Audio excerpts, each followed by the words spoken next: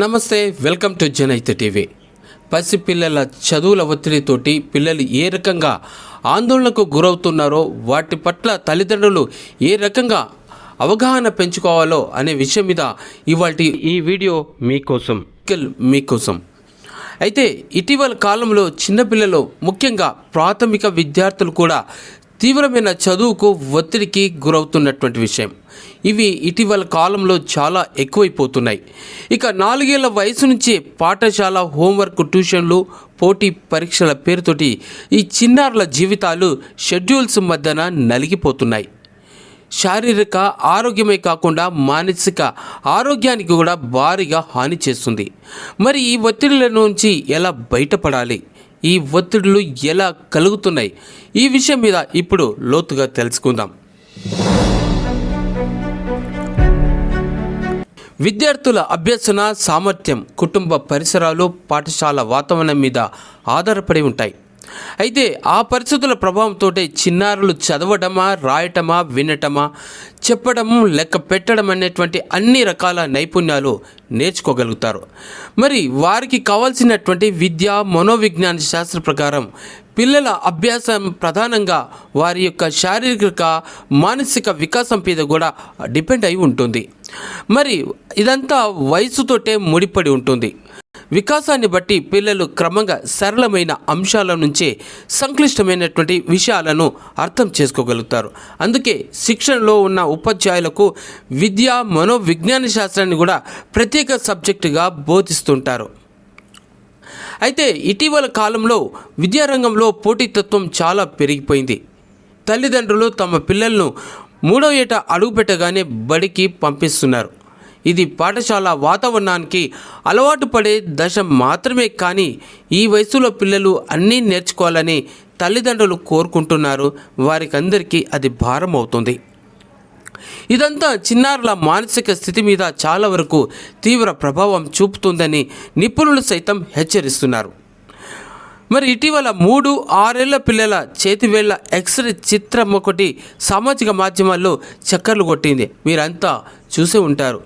దాన్ని చూపెడుతూ 3 ఏళ్ల పిల్లల చేతులు రాయటానికి సిద్ధంగా ఉండవని, 6 ఏళ్ల తర్వాతనే అవి రాయగలుగుతాయని కూడా ఆల్రెడీ వైద్య నిపుణులు ఎప్పుడో చెప్పారు కూడాను.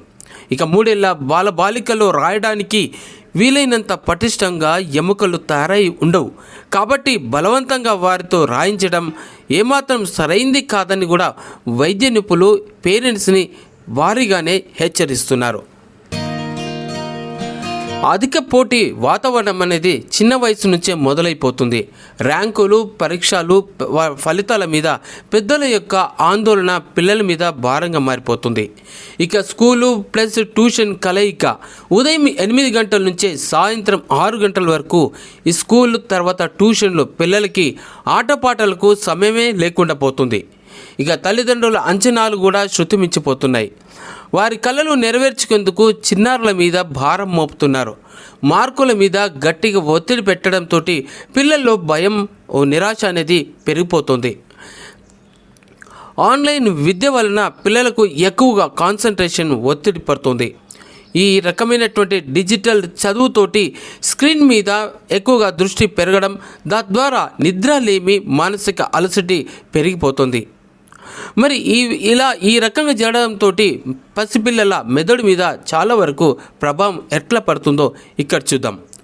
పరీక్షల సమయంలో చిన్నారులు ఒత్తిడికి గురై రాత్రులు సరిగ్గా నిద్రపోకపోవడం, తమకు తగ్గ మార్కులు రాకపోతే బాధపడుతూ మాట్లాడకపోవడం, ఒంటరిగా ఉండడం అనేది ఆ చిన్నారులు ఇప్పటి నుంచే మొదలవుతుంటాయి. దుఃఖం, డిప్రెషన్ లక్షణాలు కనబడుతూనే ఉంటాయి. విచారకరంగా టీనేజ్ పిల్లల్లో ఆత్మహత్యలు కూడా నమోదు కావడం అనేది జరుగుతుంది. ఇది చాలా తీవ్రమైనటువంటి సంకేతం. ఇక సృజనాత్మకత నాశనమే అయిపోయింది. కేవలం పాఠాలు, పరీక్షలతోటి బిజీగా పిల్లలు అయిపోతున్నారు. చిత్రలేఖనం, సంగీతం, ఆటల వంటి రంజకరమైనటువంటి కార్యకలాపాల నుంచి వాటన్నిటికీ వీరంతా దూరం అయిపోతున్నారు. సో తద్వారా చిన్నారుల పసి మెదళ్ళ మీద ఈ ప్రభావం చాలా తీవ్రంగా ఉంటుంది.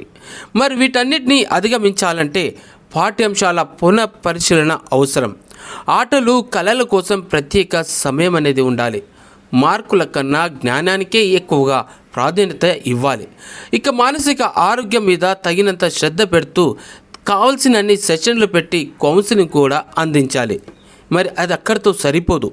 తల్లిదండ్రులు మాత్రం పిల్లల్ని కేవలం మార్కులతో అంచనా వేయకుండా వారితో రోజు మాట్లాడడం, వాళ్ళ యొక్క ఫీలింగ్స్ని వినడం చాలా ఇంపార్టెంట్. చదువుతో పాటు ఆటలకు కూడా ఎంకరేజ్మెంట్ అనేది చేయాలి. భయం లేకుండా ప్రేరణతో పిల్లల్ని ముందుకు నడిపించాలి. ఇక విద్యా సంస్థలు అయితే ప్రాథమిక స్థాయిలో హోంవర్క్ యొక్క పరిమితి అనేది ఉండాలి. తక్కువ విద్యార్థులు తరగతి గదిలో ఉంచేందుకు తగినట్టుగా ఏర్పరచాలి. ప్రతి స్కూల్లో ఓ సైకాలజిస్ట్ని నియమిస్తే చాలా మంచిది. ఇక పిల్లలు దేశ భవిష్యత్తు. వాళ్ళపై చిన్నతనంలోనే భారం మోపితే వారి వ్యక్తిత్వ వికాసాన్ని అడ్డుకుంటున్నాం. చదువు ఒక శిక్షణ కాకుండా ఆనందంగా సాగే యాత్రలా ఉండాలి. తల్లిదండ్రులు, ఉపాధ్యాయులు, ప్రభుత్వం కలిసి చిన్నారుల యొక్క మనోభావాలను గౌరవించాలి. విద్యా విధానాలను మానవీయంగా మార్చాల్సినటువంటి అవసరం ఎంతైనా ఉంది. మరొక వీడియోతో మళ్ళీ కలుద్దాం. చూస్తూనే ఉండండి జనహిత టీవీ.